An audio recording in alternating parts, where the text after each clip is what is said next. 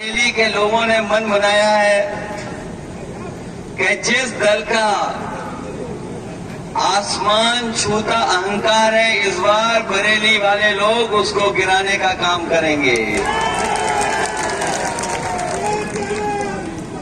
वैसे आपका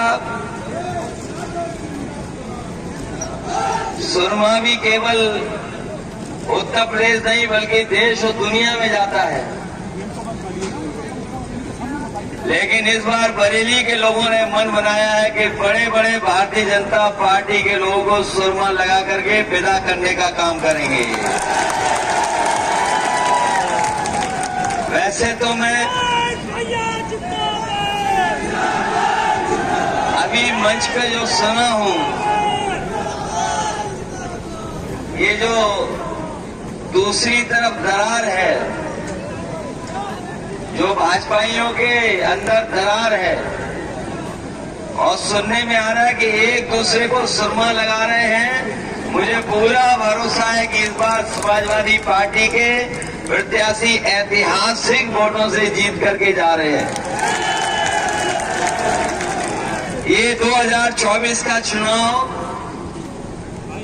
हमारे आपके भविष्य के साथ साथ आने वाली पीढ़ी के भविष्य का भी चुनाव है, जहां हम किसान के, नौजवानों के, व्यापारियों के और आम लोगों के सवाल पर आपसे बातचीत कर रहे हैं। वही ये चुनाव संविधान बचाने का भी है। हमारा संविधान बचेगा तो लोकतंत्र बचेगा। कभी इस धरती पर समुद्र मंथन हुआ था, ये 2024 का चुनाव लोकतंत्र का, संविधान का मंथन का चुनाव है। बरेली की जीत को जानते हैं। वैसे लखनऊ वाले तो बहुत बार आए होंगे आसपास, लखनऊ वाले तो बहुत आए होंगे आसपास, लेकिन सुना है दिल्ली वाले आए, उन्हें पहले ही जानकारी हो गई, केवल 1 किलोमीटर में घूम करके चले गए। और अब तो दिल्ली वालों की जो फिल्म है, जो कहानी है, वो फ्लॉप हो चुकी है। उनकी कोई झूठी कहानी सुनना नहीं चाहता, और उनके घिसे पिटे जो डायलॉग हैं अब भी जनता में चल नहीं पा रहे हैं। और सुना है कि जो लोग डबल इंजन की सरकार बताते थे, बड़ी बड़ी होर्डिंग लगाई है, उसमें एक इंजन पहले से ही गायब है। ये जो बड़ी बड़ी होर्डिंग लगी होंगी, ये कैसी डबल इंजन की सरकार है जिसका एक इंजन पहले से ही गायब है, और जिसके लिए वोट मांगने आए हैं या वो आ रहे हैं, बताओ उनकी होर्डिंग पे कहीं तस्वीर दिखाई दे रही है आपको? जिनके लिए वोट मांगने आ रहे हैं तो बताओ कहीं होर्डिंग पे है वो क्या? तो सोचिए वो पहले से ही गायब हैं, और जब बरेली वाले वोट डालेंगे, जो एक हैं वो भी गायब हो जाएंगे। इसलिए हम आपसे निवेदन करने आए हैं। बढ़ रही है, खाद से लेकर के हर जरूरत चीज को महंगा कर दिया। क्या जो सरकार पैसा दिलवा पा रही है, और हमारे किसान से अभी तक गेहूं नहीं खरीदा गया, बाजार में चला गया, अभी भी सरकार के पास कोई इंतजाम नहीं, कोई मंडी बनाने का इंतजाम नहीं, तो कैसे किसानों को रेट मिलेगा? इसलिए हम लोगों ने कहा कि चाहे मंडी खुलवानी पड़े, चाहे संसाधन जुटाने पड़े, चाहे बजट का पैसा का इंतजाम करना पड़े, जहां एमएसपी का कानूनी अधिकार दिलाएंगे, वहीं अपने किसानों का कर्ज माफ कराने का काम भी इंडिया गठबंधन और समाजवादी पार्टी करेगी। और इसलिए क्योंकि इन्होंने बड़े बड़े उद्योगपतियों के कर्ज माफ किए हैं, जो लोग जानकारी रखते होंगे वो जानते होंगे कि 16 लाख करोड़ के लगभग इन्होंने किसानों का लाखों रुपए का कर्ज नहीं माफ किया है। अगर 16 लाख करोड़ बड़े बड़े उद्योगपतियों का माफ हुआ है तो आने वाले समय में आप जिताइए समाजवादी पार्टी को, हम लोग किसानों का भी कर्ज माफ कराने का काम करेंगे। ये लोग जो कह रहे हैं कि विकसित भारत बन जाएगा, खुशहाल भारत बन जाएगा, हम उन बीजेपी के लोगों से कहना चाहते हैं जिस दिन हमारा किसान और गरीब खुशहाल हो जाएगा, जिस दिन हमारा किसान संपन्न हो जाएगा, उसी दिन हमारा भारत भी विकसित हो जाएगा। बिना किसानों के, गरीबों के विकसित किए हुए हमारा देश कहीं विकसित नहीं हो पाएगा। वो भी अंधकार में डाल रहे हैं। हम कहना चाहते हैं नौजवानों से, केवल इन्होंने परीक्षाएं पेपर लीक नहीं किए हैं, बल्कि अग्निवीर जैसी आधी अधूरी नौकरी लेके आए हैं। ये अग्निवीर हम लोग कभी स्वीकार नहीं कर सकते, क्योंकि 4 साल की नौकरी से हमारे देश की सीमाओं की रक्षा नहीं हो सकती। इसलिए अपने नौजवानों से और अपने फौजी भाइयों से कह के जा रहे हैं, इधर आप वोट डालेंगे, उधर सरकार बनेगी और फिर अग्निवीर पर जो व्यवस्था है उसको भी खत्म करने का काम करेंगे। ये तो 4 साल की नौकरी है। ये हमारे खाकी वर्दी पहनने वाले कभी कभी गुस्सा दिखाते हैं, कभी कभी ये लोग भी गुस्सा दिखाते हैं हम लोगों पर। मैंने कहा बीजेपी सरकार अगर आ गई तो अभी तो फौज की हुई है 4 साल की नौकरी, इनकी 3 साल की नौकरी हो जाएगी। और जब ये नौकरी 3 साल बाद करके आएंगे तो फिर हम लोगों के साथ ही रहेंगे लोग। ये पत्रकार साथी पूछते हैं कि बताओ फौज की और पुलिस की आप कैसे कह सकते हो? हमसे सवाल पूछते हैं कई बार कि ये आप कैसे कह सकते हैं कि 3 साल की नौकरी हो जाएगी? मैं उन्हें याद दिलाता हूं कि बताओ किसान भाइयों को क्या पता था कि 3 काले कानून आ जाएंगे? क्या किसान भाइयों को पता था? क्या हमारे फौजी भाई जो रिटायर्ड दिखाई दे रहे हैं, क्या इन्हें पता था कि अग्निवीर व्यवस्था आ जाएगी? और आप बरेली वाले बताओ, क्या आपको पता था कि आधी रात नोटबंदी हो जाएगी? क्या पता था आपको कि आधी रात नोटबंदी हो जाएगी? और यहाँ व्यापारी साथी भी आए होंगे जो जीएसटी देते होंगे, और ये भरोसा दिलाया गया था कि जीएसटी लागू होने के बाद व्यापार आसान हो जाएगा, कारोबार आसान हो जाएगा, सहूलियत मिलेगी। बताओ जीएसटी ने हमारे व्यापारियों को उलझा दिया कि नहीं उलझा दिया? इसलिए हम कहना चाहते हैं, ये भारतीय जनता पार्टी के लोग हैं, अचानक उठते हैं और पता नहीं क्या फैसला ले लेते हैं। इसलिए सावधान रहना। ये खाकी वर्दी वाले भी आपकी मदद करने जा रहे हैं। ये अलग बात है कि जब 100 नंबर चलाया था तो ठीक चल रही थी पुलिस।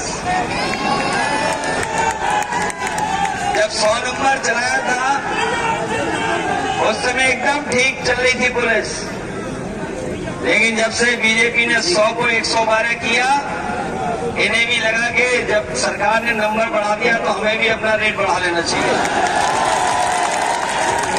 बताओ रेट बढ़ गया कि नहीं बढ़ गया? रेट बढ़ा है कि नहीं बढ़ा है? और आप गिन लेना, हिसाब किताब लगा लेना, देश के जितने भी भ्रष्टाचारी हैं और जितने अपराधी हैं, भारतीय जनता पार्टी ने सबको अपनी गोदाम में रख लिया है। बताओ अपनी गोदाम में रख लिया कि नहीं रख लिया? और जब से इनकी इलेक्टोरल बॉन्ड की जो इलेक्टोरल बॉन्ड का खुलासा हुआ है, जब से बीजेपी की पोल खुल गई इलेक्टोरल बॉन्ड वाली, तब से बीजेपी का पैंट बच गया कि नहीं बच गया। और जब उन्हें पूछो तो इस गर्मी में उन्हें चक्कर आने लगते हैं और इलेक्ट्रॉल मांगते हैं कि इलेक्ट्रॉल दे दो तभी ठीक होंगे। नीचे कर बेटा, नीचे कर। ये इलेक्ट्रॉल बोर्ड ने नीचे करो, नीचे कर। ये महंगाई बढ़ाई है यार। रोल कर दो, रोल कर।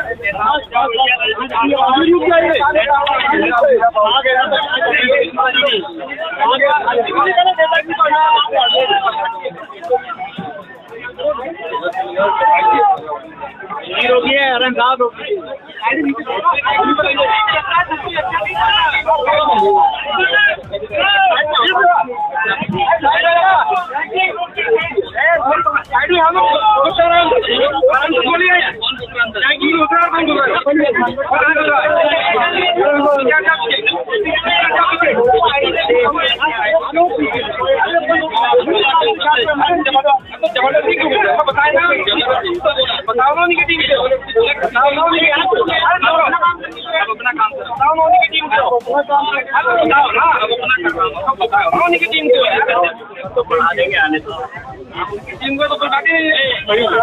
अरे वीडियो लो, वीडियो वीडियो। आप लोग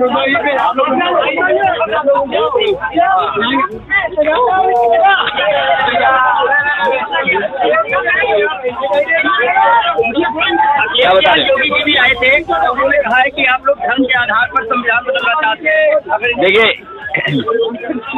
पूरा देश जानता है कि भारतीय जनता पार्टी जब सत्ता में आती है तो कोई न कोई जनता के खिलाफ ही फैसला लेती है। और इस बार तो सबसे ज्यादा खतरा संविधान को है। इस बार सबसे बड़ा खतरा हमारे बाबा साहब भीमराव अम्बेडकर जी का दिया हुआ संविधान, उसको खतरा है। इन लोगों ने जानबूझ करके परीक्षाओं को नहीं होने दिया, पेपर लीक हो गया। जो मुख्यमंत्री धर्म और पे बात कर रहे हैं, उन्हें सबसे पहले बात करना चाहिए कि 60 लाख बच्चों का भविष्य इस सरकार ने बर्बाद कर दिया। नौजवानों का एक तिहाई जीवन बर्बाद कर दिया। नौकरियां नहीं, रोजगार नहीं। और बीजेपी ध्यान हटाना चाहती है, लेकिन हम जानते हैं ध्यान नहीं हटाएंगे बीजेपी को हराएंगे। ध्यान नहीं हटाएंगे बीजेपी को हराएंगे। देखिए, जो टिकट बदलना इसलिए बदलना पड़ा कि वहाँ के कार्यकर्ता नेताओं से, कुछ लोगों से सुझाव लिए। ये हमारी पार्टी का इंटरनल मामला है। तो मैं तो चिंता इस बात की होनी चाहिए कि बीजेपी के एक नेता दूसरे नेता को सुरमा लगा रहे हैं। हमारी तो टिकट बदली है, यहाँ तो सुरमा लग रहा है एक दूसरे को। और बड़े बड़े बीजेपी के सुरमाओं को इस बार बरेली की जनता सुरमा लगा देगी।